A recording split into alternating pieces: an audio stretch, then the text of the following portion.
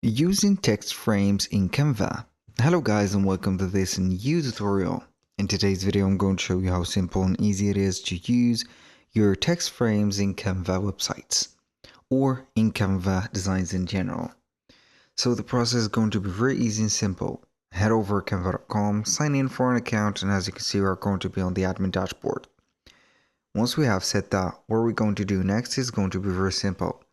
Head over your design and I'm going to select, for example, this one. Now what I'm going to do is going to be very simple.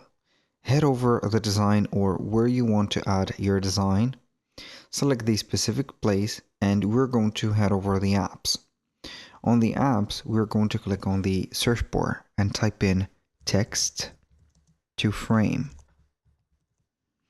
And we're going to head over the apps.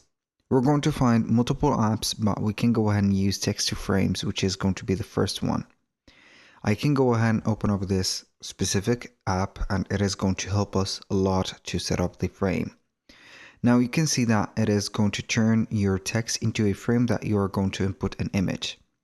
For example, I'm going to type in your text here. We are going to have USA. You can choose, for example, a font like Roboto, whatever. You can go and choose the size, for example, letter spacing, just like that, and add it to the design. So we can go ahead and add the text just like that to the design.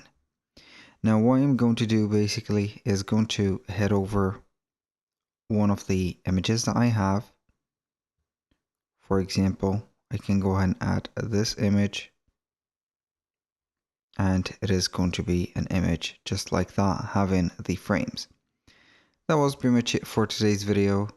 Thank you guys for watching. I hope that you have enjoyed the content, and I hope to see you soon on the next one.